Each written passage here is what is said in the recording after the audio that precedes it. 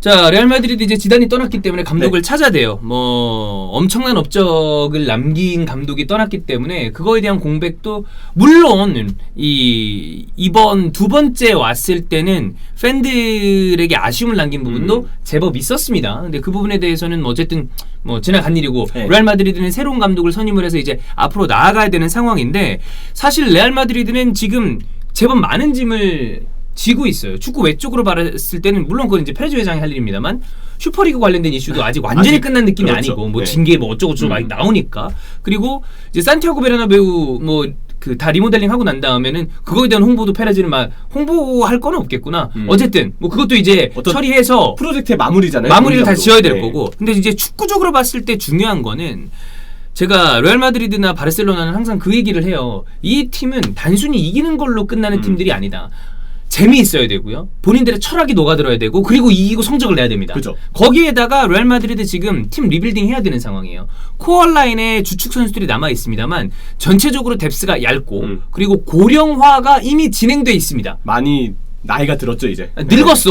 늙었어요. 진짜 늙었어. 이제 안 바꿔주면 안 될 정도입니다. 오죽하면 농담 삼아 우리가 틀딱지라고 라모스 86, 그다음에 모드리치 85, 그리고 벤제마 87 이런 선수들이 있었잖아. 그런 선수들 중에 나갈 선수도 지금 하나 보이고 라모스 아마도 좀 유력해 보여요. 재계약을 했다지만 이 선수들을 주축으로 아주 쓰기에는 어려운 모드리치 왜냐하면 이제 나이가 있으니까 좀 로테이션을 돌려줘야 되고 그렇죠. 출전 시간 조절해줘야 되고 벤제마 혼자 얼마나 개고생 중입니까? 누군가는 또 옆에서 공격을 보좌해줘야 되니까 리빌딩이 필요한 상황인데 감독에 대해서 여러 링크가 나오고 있는데 그들 중에 누구를 선택할지는 모르는 상황. 그럼 하나씩 체크를 해보겠습니다. 일단 알레그리 링크가 났습니다만 알레그리는 유벤투스로 오피셜이 났어요. 이제 복귀를 하죠. 예. 자, 아까 얘기했지만 포체티노가 여러 언론들에서 1순위로 떠오르고 있는 것 같습니다. 루벤 우리아 스페인 쪽 그리고 특히나 아틀레티코 마드리드 쪽에서는 굉장히 뭐 좀 잘 맞추는 공신력이 있는 기자인데 루벤 우리아가 이 포체티노와 접촉을 했다라는 얘기가 있었고 다만 계약 기간이 좀 남아있는 상황인데다가 토트넘이랑 또 포체티노가 강하게 링크가 돼 있기 때문에 그렇죠. 어찌 될지는 모르는 상황. 아까도 얘기했지만 이 파리 생제르맹 쪽에 유력한 기자들은 사의를 표한 거는 맞는 것 같은데 파리가 어떤 식으로 나올지에 대해서는 미지수고 아까 뭐 말한 대로 파리 입장에서는 싫은데? 그렇죠. 계약 기간 남았잖아. 계약 기간 남았어. 우리 감독이야. 계약 기간 끝까지 다 준수해라고 얘기해도 뭐 어쩔 수 없는 거니까. 그러면 우리가 그걸 이 감독들마다 그걸 생각을 해봅시다. 장단점. 사실 이 후보군들 우리가 계속 읽게 될 텐데 지단이라는 감독 자체가 워낙 대단한 감독이어서인지 누가 후보군이어도 아쉬움이 일단 먼저 좀 생각납니다. 그렇지. 뭐 지단이 아주 100% 모두 다 완벽했다라고 하기에는 또 모자란 부분도 있었지만 따왔던 트로피라는 게 있잖아. 그렇죠. 그리고 팀의 상황이 지금 아주 좋은 상황에 감독이 바뀌어? 그거면 모르겠는데 전체적으로 선수단을 리빌딩해야 되는 상황에서는 감독에 대한 어떤 그 퀄리티를 잘 따져야 된단 말이에요. 그렇죠. 자, 그러면 포체티노는 긍정적인 부분을 따지자면 원래 그런 거 있습니다. 내 원수의 원수. 왠지 그러네요. 끌림. 레알 마드리드의 라이벌 바르셀로나. 그렇죠. 바르셀로나 라이벌 에스파뇰. 그러면 에스파뇰 출신. 이건 끌리는데? 이런 느낌은 가져갈 수 있을 것이고. 적의 적은 동지라는 얘기 많이 그렇지. 하잖아요. 그리고 우리가 아까 물론 과연 이 감독이 리빌딩에 대해서 성공한 적도 있지만 실패한 적도 있다라는 이야기도 했기 때문에 좀 100% 이건 리빌딩이 성공할 것이다라고 확신할 수는 없으나 리빌딩을 그래도 잘 끌어본 적이 있으니까 그런 부분에 대해서는 장점으로 가져갈 수 있다고 봐요. 단 레알 마드리드는 무조건 트로피를 따야 되는 팀입니다. 근데 포체티노가 그걸 할 수 있을 것이냐? 의문부호가 크게 남는다. 그렇죠. 포체티노가 그리고 이제는 감독으로서 커리어가 리그 성적만 보더라도 약간 내리막이 있어요. 올라가는 단계가 아닙니다. 그래. 그런 부분도 지금 레알 입장에서는 우려를 할 수밖에 없는 그렇지. 거죠. 굳이 긍정적인 점을 하나 또 찾자면 음바페랑 또 포체티노가 사이가 아주 좋다고 하니까 포체티노가 만약에 레알 마드리드 쪽으로 뭐 거취를 정했을 때 음바페를 영입하고자 하는 마음은 레알 마드리드가 뭐 분명히 있었으니까 그렇죠. 연결을 좀 긍정적으로 시킬 수 있는 부분은 있을 것이다. 자, 두 번째 감독 보겠습니다. 콘테. 자, 콘테는 이제 라디오 몬테카를로 RMC의 이제 모하메드 부합시가 이야기를 좀 했는데 콘테 역시 레알 마드리드의 감독 후보군 중에 하나다. 긍정적인 부분을 생각을 해볼까요? 일단 팀의 기강은 뭐 콘테가 잘 잡죠. 무조건이죠. 개질을 하면서 잡잖아. 근데 아니다. 또 긍정적인 부분 하나 또 있겠네. 이 선수, 이 감독 네. 되게 노장 베테랑 선호하잖아요. 이미 이미 있네. 이미 있어. 그러니까 막 제코니 콜라로프니 산군이 뭐니 이렇게 안 사와도 그렇죠. 돼. 그냥 네. 있어. 애슐리 형도 있고. 아주 이 베테랑이고 경력 많은 선수들이 있으니까 굳이 그 선수를 안 데려와도 된다는 장점은 있다. 그리고 이 감독이 어쨌든 리그는 먹어요. 맞아요. 리그는 먹어. 그러니까 어느 정도 갖춰진 선수단이 이제 나이가 좀 들어가지고 이 사람들 약간 이제 끝물 아닌가? 이렇게 생각을 할 때 그 팀을 가지고 하나의 불꽃을 쫙 짜내면서 쫙 짜내는 하긴 해. 예. 문제는 비코가 2개가 있거든요. 리그가 있고 챔스가 있는데 이 사람은 리그만 조준합니다. 하나를 버려. 네. 거의 버리는 챔스는 수준이야. 그냥 하다가 떨어뜨려요. 그러니까 UEFA 대항전에 대해서는 유벤투스에 있을 때도 좀 어려운 모습을 보여줬고 그렇죠. 인텔 때 더 말할 거 없고 네. 그런 부분이 아쉬운데다 근데 참 웃기죠. 챔스 DNA 자체를 가진 팀이랑 챔스 DNA가 없어 보이는 감독이 만나면 어떤 느낌일까? 그렇죠. 궁합이 애매해지네요. 좀 궁금하긴 한데 뭐 그런 부분은 좀 아쉬움이 있을 것이고 네.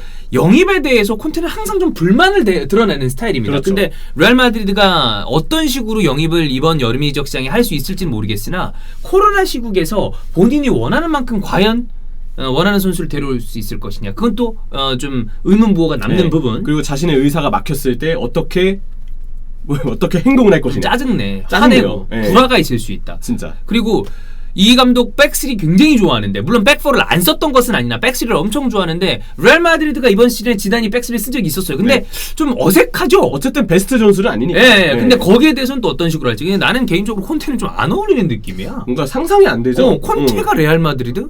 좀 약간 이런 느낌이긴 해요. 무엇보다 챔스에 대한 이질감 때문인지 그게 좀 크게 다가옵니다. 그렇습니다. 네. 자, 그다음 아스에서는 역시 라울 곤잘레스에 대한 이야기가 나오면 라울은 레알 마드리드 왕자 같은 그럼요. 느낌이잖아요. 네. 그런 부분은 완벽하게 맞다. 자, 아스에서 기사 내용 좀 보면 포체티노를 1순위로 노리는 게 맞는 것 같은데 포체티노가 직접 사임하기 전까지 파리가 어떤 식으로 이 감독에 대한 거취를 결정할지 모르기 때문에 그렇죠. 그러면 이 라울 곤잘레스의 내부 승격도 생각해 볼 만하다. 그리고 이 부분에 대해서 아스는 그 얘기도 했어요. 포체티노는 점점 좀 멀어지기 쉽지 않은 느낌이 있고 콘테의 관심은 좀 떨어졌다. 그래서 라울에 대한 얘기가 나오는 것 같은데 라울은 레알 마드리드 그 자체인 사람이기 때문에 지단이랑은 또 다른 느낌으로 상징성이 있는 사람이잖아요. 그래서 그 부분은 좋다. 그리고 UEFA 유스리그 우승한 어떤 그런 아주 뭐 경험도 있고 다만 과연 이 감독이 이 큰 무대 성인팀을 이끌고 무언가를 보여줬느냐? 그건 아니거든요. 다시 피를로가 될 수도 있잖아요. 왜냐하면 피를로는 또 아주 안 좋은 케이스긴 해요. 근데 이런 케이스들이 오히려 더 많아. 지단이 특이한 거야. 펩도 특이한 거고. 펩도 특이한 거고. 네. 그 두 빡빡이가 특이한 거지.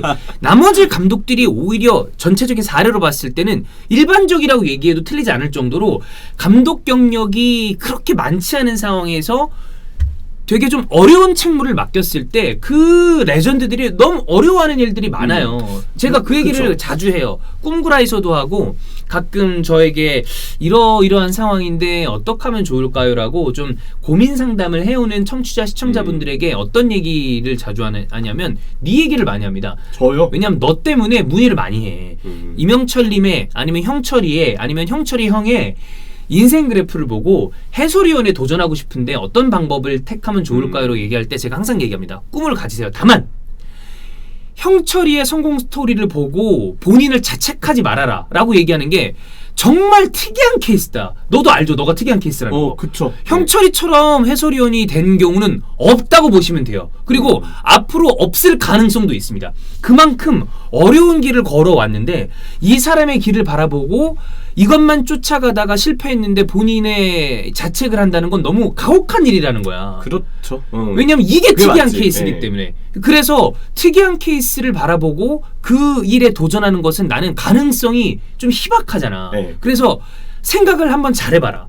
다른 길도 열어놔야 된다. 이것만 바라보고 가는 거는 위험하다라고 내가 말씀을 드리거든요. 근데 레알 마드리드 입장에서도 라울을 올리는 거는 물론 지단의 성공이 있었기 때문에 한번 또 믿어보자라고 생각은 할 수 있겠지만 조금은 위험하지 않나. 위험하죠. 예, 난 위험한 길이라고 봐. 피를로하고 그래도 차이점이 있다면 원래 피를로도 지금의 라울처럼 프리마베라를 먼저 이끌고 거기서 한 1, 2년 정도 경력이 잘 쌓이면 나중에 유벤투스 1군 감독의 상황에 따라서 내부 승격이 돼야 했던 상황이었어요. 나도 그랬으면 피를로가 어떻게 됐을지 모른다고 봐요. 근데 우리도 봤다시피 프리마베라 감독 선임되고 한 이틀인가 3일 만에 그냥 갑자기 1군 감독이 됐잖아요. 이러면 위험하단 말이야. 그나마 라울은 유스 감독을 조금 했으니까. 그렇지. 그래서 조금 나은 부분이 있겠지만 지단도 그렇고 그다음에 펩도 B팀 감독을 했었기 그렇죠. 때문에 지단은 안첼로티 때 수석 코치 했었고 그런 부분에 대한 어떤 그 경력이 쌓인 상황은 분명히 라울도 있긴 있으나 그래도 위험하지 않나. 이건 위험합니다. 왜냐하면 레알 마드리드의 지금 상황이 지단이 부임했을 때는 나는 그래도 안첼로티가 닦아놓은 여러 가지 부분이 좀 있었다고 봐요. 근데 지금 레알 마드리드는 전체적으로 밭갈기부터 좀 새로 해야 되는 느낌이 있단 말이야. 그렇죠. 저는 지단 스타일을 볼 때 옆에서 안첼로티한테 많이 배웠구나라고 느낌을 받게 되는 것도 그렇죠. 있거든요. 선수를 어떤